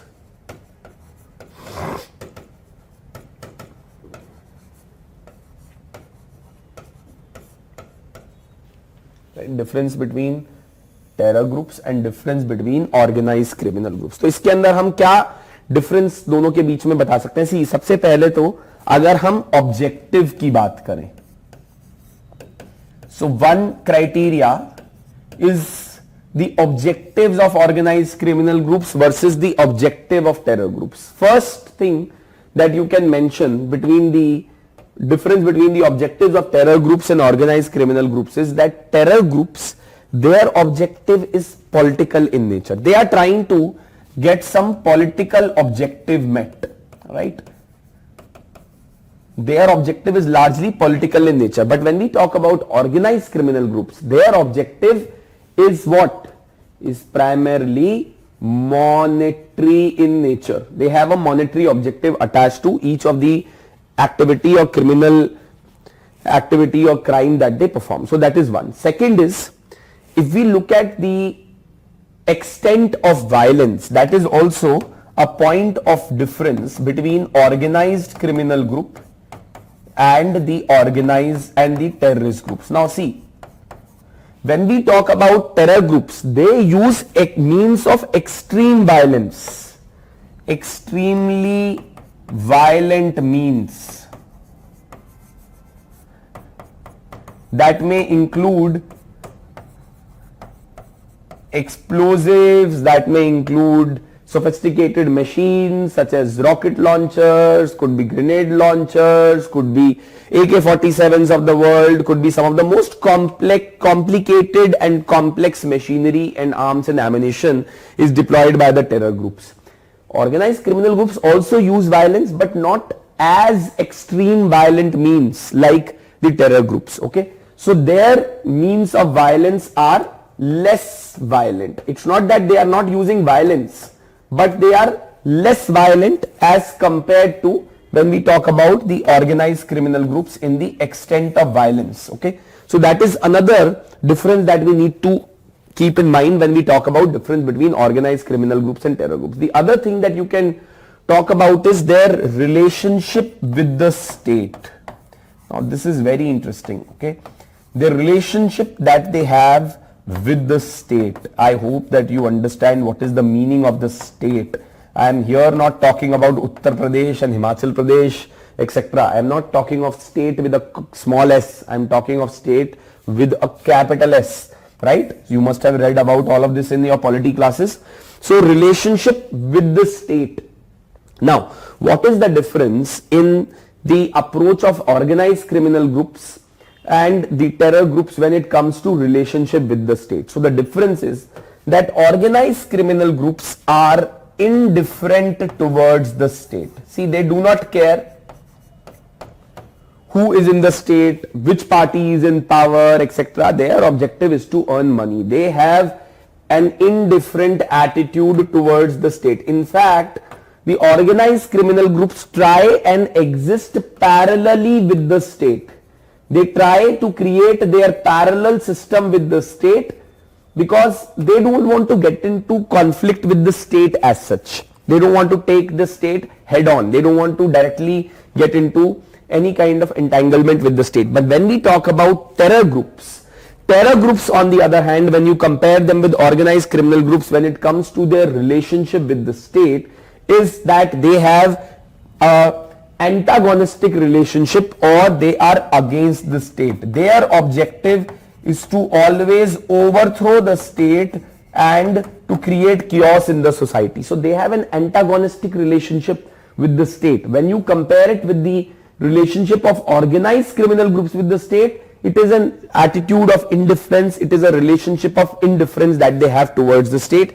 They exist parallel to the state. So that is another aspect that can be mentioned by you when we talk about difference between organized criminal group and terror groups. Now, other thing that you can also talk about is the aspect of attention from media. Now, this is also very interesting because terror groups are always looking for media attention. They are always seeking media attention, right? So they are always wanting that they should be highlighted by the media, and they are always seeking media attention on their work, and that is the whole objective with which terror groups operate. Terror groups का objective भी तो ये होता है कि वो ऐसा कुछ करना चाहते हैं जिससे कि everyone starts talking about them. Why would they go and take the plane and bang it right into the World Trade Center where there were so many other places where they could have banged those planes? The idea for that, the reason behind that is they wanted to create a buzz. They wanted to create some kind of a noise. They wanted to grab the eyeballs. So terrorists would always try and seek media attention. You know, there is one example that specifically comes to my mind. A few years back, there was a blast that took place in London. And as the case is, terrorist organizations are the first to claim responsibility for terror attacks. तो उन्होंने terror attacks की responsibility claim करनी शुरू कर दी खुद से terror organizations ने. This Al-Qaeda said that we have committed this blast. ISIS said that we have committed this blast. And later on, when investigation was done into this particular blast, it was found that it is essentially a result of a cylinder getting blasted. There was some kind of mishap that happened, and a gas cylinder had got blasted. It wasn't really a terror attack that had been carried out.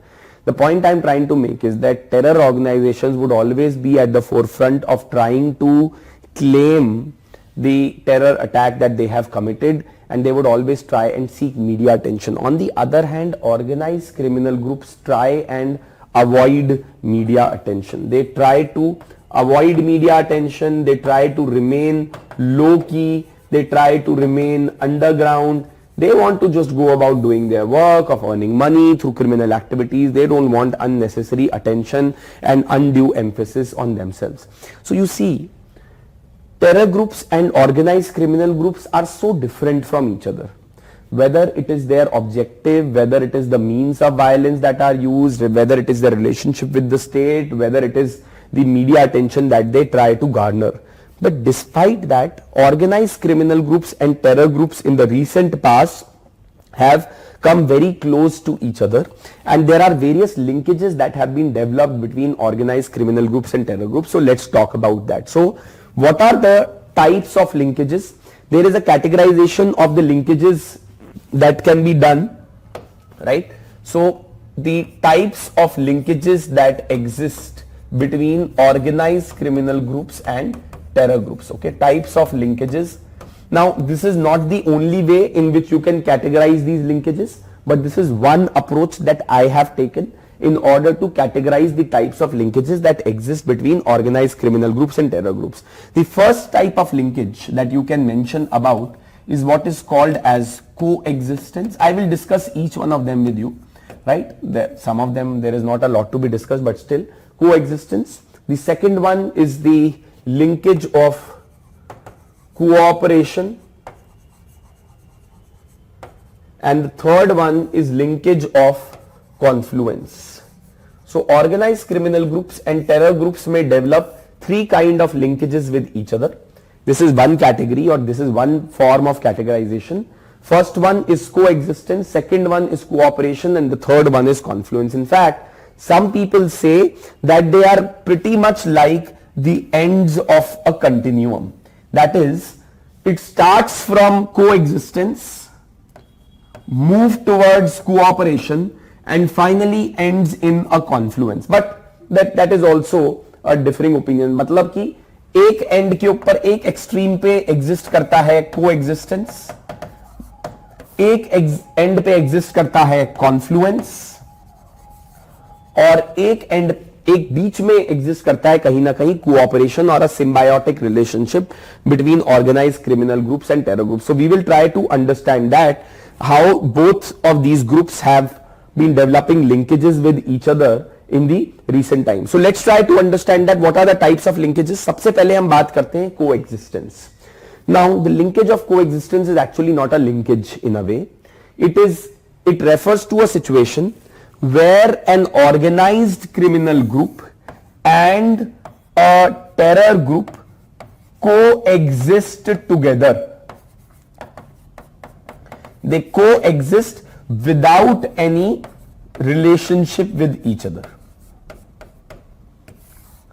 So when organized criminal groups and terror groups coexist, they are operational in one geography, they are operational in one region without having any significant linkage with each other, without having to do anything with each other. They are aware of each other's existence but do not really interact or do not really cross each other's path as much. The reason for that is because they believe that our objectives are so completely different from each other. We as an organized criminal group, our objective is so different from the terror group. So the first linkage that we can talk about is the linkage where organized criminal groups and terror groups coexist without any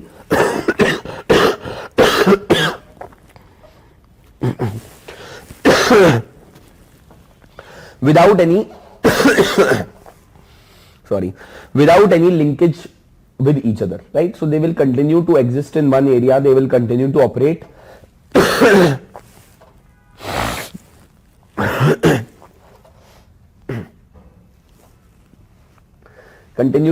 but without having any linkage, right? So that is what is called as coexistence. Now often organized criminal groups and terror groups can start cooperating with each other and in fact even develop what is called as a symbiotic relationship with each other.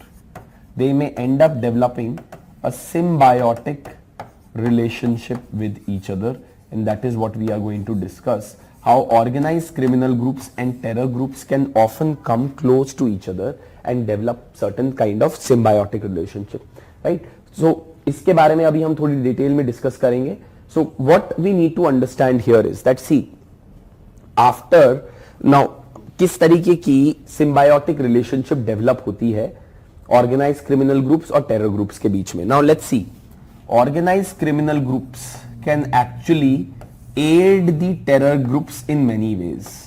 They can help the terror groups in their so many functions. Say for example, when terror groups want to carry out a terrorist attack, they need logistic support. They need someone to be able to organize vehicle for them, someone to be able to organize fake documents for them and make all the arrangements for them. Organized criminal groups can come in very handy to the terror groups. Secondly, organized criminal groups can also aid the terror groups in being able to, so terror, इसमें logistic support में बहुत सारी चीजें आ जाएंगी, ठीक है. So that is one thing that you can be talking about when we talk about the relationship between organized criminal groups and terror groups. Organized criminal groups are often involved in providing arms and supply of arms and ammunition as well to the terror groups. Okay, so they are often involved in supplying the arms and ammunition to the terror groups as well. इसका एक बहुत specific example जो आप note कर सकते हो वो है, यार एक गर्म पानी दे दोगे जरा glass. So another one specific example of linkage between organized criminal groups and terror groups when they provide arms and ammunition to the terror groups can be what we saw in case of the terror attack that took place in Madrid in 2004. जो वहां की local train है वहां पर there was an attack that took place in the year 2004 and this attack was carried out by Al-Qaeda. But the question was that where did Al-Qaeda get all the arms, ammunition, etc., RDX to perform this bomb blast in the Madrid? The investigation when it was carried out, it was found that Al-Qaeda had got support for ammunition, had got support for explosives from some Eastern European organized criminal groups. So there are some East European organized criminal groups which were involved in providing this support to Al-Qaeda in carrying out the terror attack in Madrid in the year 2004. That's how organized criminal groups and terror groups can often cooperate and coordinate with each other, where organized criminal groups may provide some kind of a support to the terror groups that are involved in terrorist activities. You can also mention some other things as well. Organized criminal groups, what they have is that they have money. They have some kind of cash that is available with them. So organized criminal groups can also play a very crucial role in funding the terror activities of the terror groups. Okay, so that is also something that can be highlighted by you. Now the question is that this is one way. We have talked about how organized criminal groups can come to the benefit of terror groups, but can terror groups also be beneficial to the organized criminal groups in some ways? The answer to that is yes, of course. See, first and foremost, terror groups can provide arms training to the organized criminal groups, right? यहाँ पे एक चीज और mention कर सकते हो आप कि ऑर्गेनाइज्ड क्रिमिनल ग्रुप्स में provide access to the trafficking routes. जो वेल एस्टैब्लिश्ड ट्रैफिकिंग रूट्स होते हैं उनके लिए एक्सेस प्रोवाइड कर सकती है organised criminal groups to the terror organisations, right? So that is also something that can be highlighted by you. They can provide them access to trafficking routes for their movement from one nation to another, etc., and so on and so forth. Terror groups can also provide support to organized criminal groups when it comes to providing training in arms for them. Terror groups can also provide organized criminal groups protection. Because आप एक बात ध्यान रखिएगा, जो terror organisations होती हैं, they control some territory. So in case the organized criminal groups are being sought after by the various law enforcement agencies, they may be seeking some kind of safe hideouts for themselves.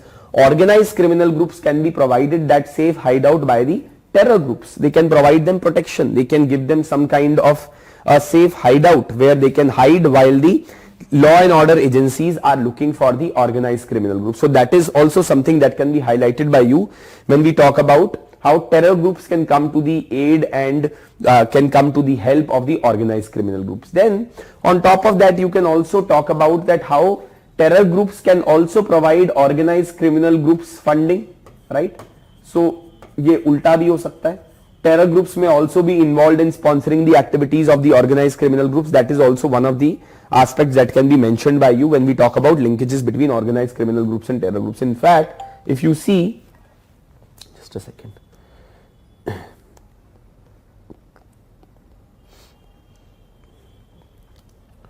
I have also mentioned here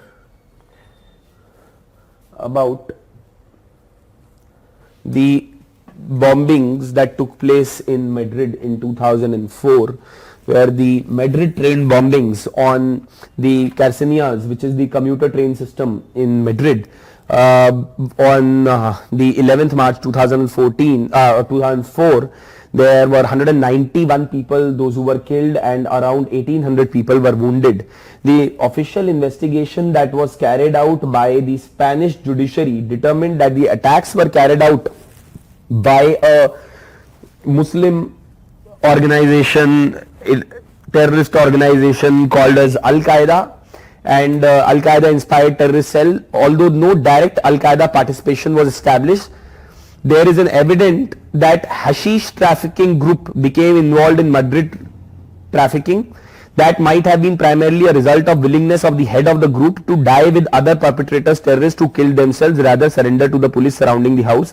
However, this is very uncharacteristic of a drug trafficker intent on profit. It suggests that he had embraced a militant form of fundamentalism. The point I am trying to highlight is that there have been several examples in the past where organized criminal groups have tied up with the terror groups to carry out various activities and helping each other in multiple ways. So that is also one of the things that can be mentioned by you when we talk about the linkages between organized criminal groups and terror groups, and how the terror groups can be aided by the organized criminal groups and how the organized criminal groups can be aided by the terror groups. You can also mention one more thing here, that when we talk about the terror groups can help the organized criminal groups in movement across the borders. Okay, so again, terror groups are very well versed with cross-border movement, etc., and that is where they can come to the aid of the organized criminal group. So there is a symbiotic relationship that can establish on the need basis between organized criminal groups and terror groups. अगर हम India के case में भी बात करें तो आप example दे सकते हो, जो मुंबई ब्लास्ट कंडक्ट किए गए थे 1993 में, मुंबई ब्लास्ट जो हुए, they were carried out by Lashkar Taiba,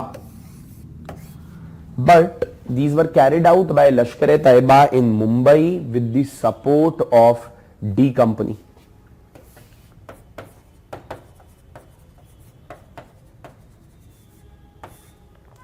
The Mumbai blasts or the terror attacks that were conducted in 1993 in Mumbai were conducted by Lashkar-e-Taiba but with the support of the D Company. That is another thing that we need to keep in mind when we talk about how the organized criminal groups and terror groups often end up helping each other. Now see, what we need to keep in mind here is that what are the reasons because of which these linkages between organized criminal groups and terror groups have been growing in the recent past. So let's have a look at that once, right? The reasons for growing proximity between organized criminal groups and terror groups is what we are going to discuss next. See, first and foremost is the forces of globalization. See, I am not saying that it is globalization that has led to these people to come together and globalization is bad. But what I am trying to highlight here is that organized criminal groups and terror groups have come close to each other in the present day times because of the forces of globalization. It has become very easy for terror organizations and organized criminal groups to tie up with each other as a result of the advancements in technology, as a result of traveling being made easier across the world, and so on and so forth. Second thing that you can also talk about is spread of technology. Internet, the mobile telephony, etc. has made it very easy for organized criminal groups and terror groups to join hands with each other and to cooperate with each other. The third that you can talk about is the global war on terror. Now see, try to understand this. Before 9/11 attacks, a major source of funding for the terror groups used to be the funding from the various countries that would come, either the support that would come from Saudi Arabia, that would come from the Islamic world, and from number of other places the funds would flow in for the functioning of the terror groups. Now after 9/11 attacks, USA cracked down significantly on any country that was trying to aid the terror groups and their functioning. Now, bank accounts of various organizations that were involved in the sponsoring of the terror groups were freezed after the 9/11 attacks, and there was a significant drying up of the funds for the terror groups after 9/11 attacks. So, terror groups were looking for natural partners whom they could provide certain services and could get money in return for their functioning. And that is where terror groups and organized criminal groups got an opportunity to come and join hands with each other. That is also something that can be mentioned by you, that the global war on terror that was launched by United States of America, that clamped down on the funding for the organized for the terror groups, created a situation conducive enough where the terror groups started to look for natural allies, and they found them in form of organized criminal groups who would provide them access to funding.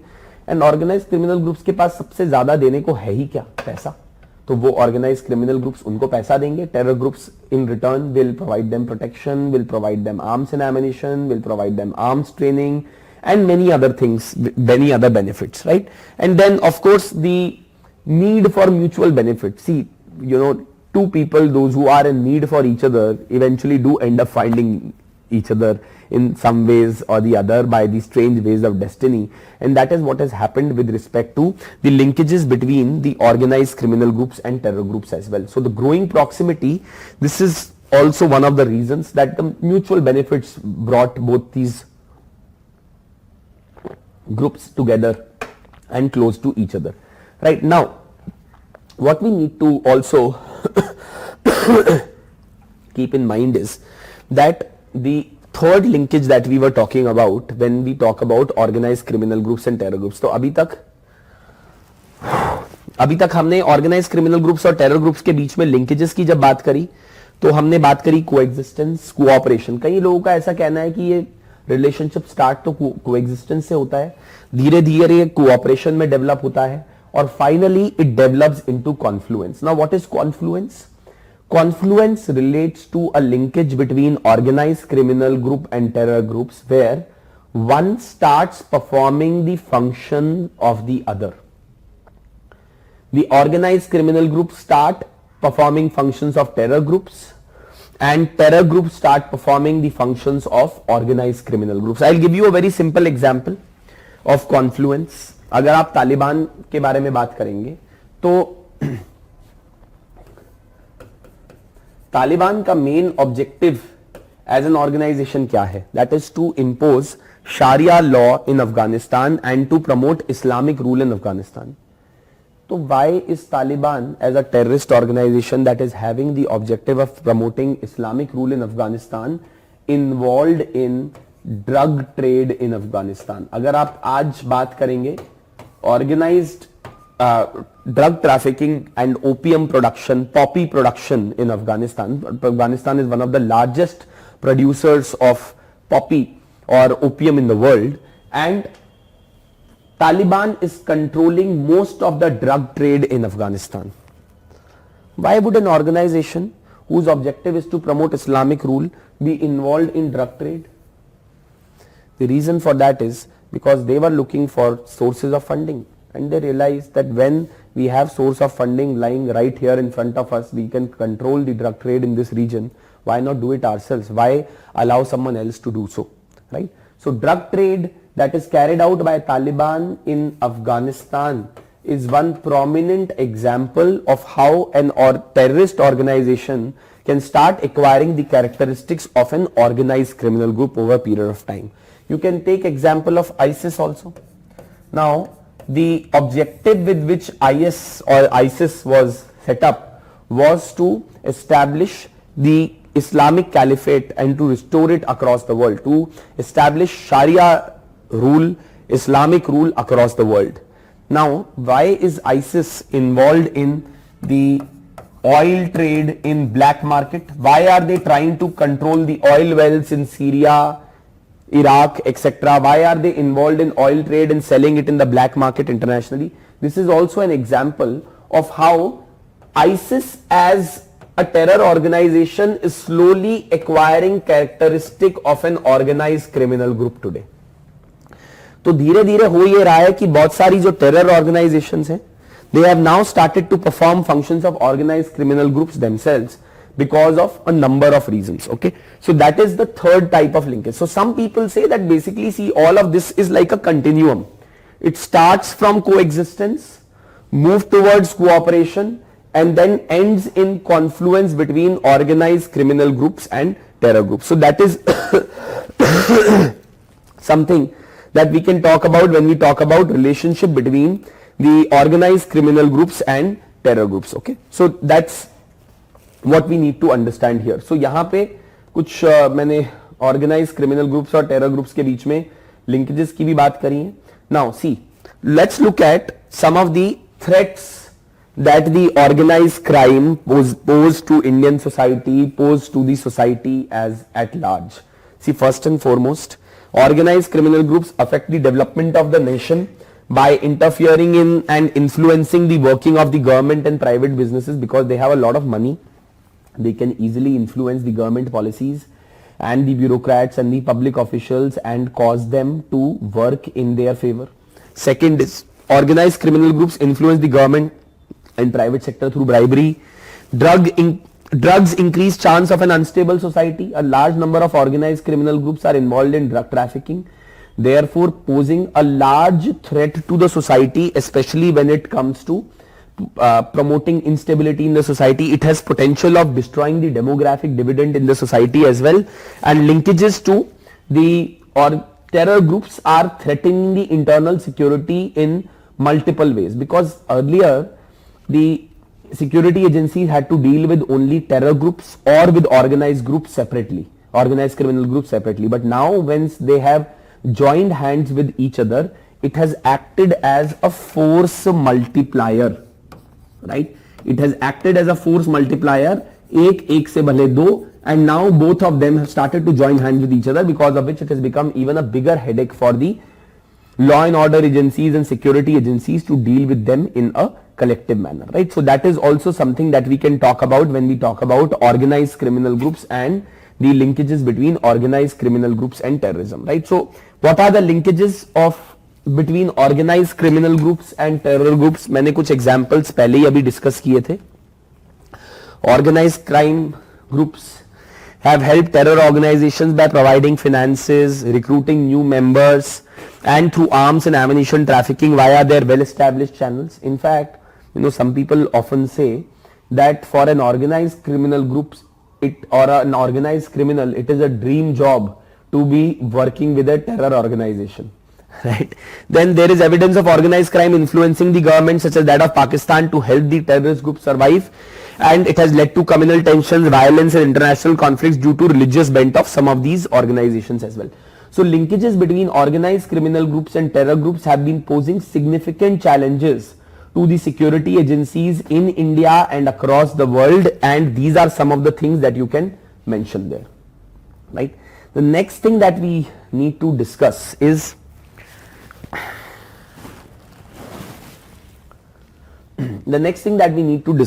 that how the linkages between organized criminal groups and terror groups can be seen with respect to India. How are organized criminal groups and terror groups linking up with each other and coming close to each other in India, and what are some specific examples that we can see? And then we will talk about what are some of the challenges that exist with respect to dealing with organized crime in India. क्यों हम India के अंदर organized crime से deal करने में दिक्कतें पा रहे हैं? What are some of the difficulties that we are facing on that particular front? Okay, so those are some of the topics that we are supposed to discuss. I am not feeling completely all right, well, so I'll just call up the class here. I'm calling up the class here. I'm extremely sorry. I'm not really feeling okay. There is something going on which I am not aware of. So I'll call up the class here, but before I call up the class, if you have any questions or any doubts related to whatever we have discussed today, see there is, इसके अंदर 2-3 चीजें और छोटी सी बची हैं. As I told you, what are the linkages between organized criminal groups and terror groups in India? What are the challenges of dealing with organized crime in India, and how can we improve our approach? What should be the way ahead to deal with organized crime in India in a stern manner going ahead in the future, right? These are some of the things that we need to discuss going ahead in the next class. So when we meet on Sunday at 5 o'clock, we will continue with this, and I will also take up the topic of basics of cyber security and role of media and social media in creating challenges to India's internal security. Okay, so thank you so much for attending the class. I'll see you on Sunday, and extremely sorry for calling it off in an abrupt manner, right? Please take care of yourself.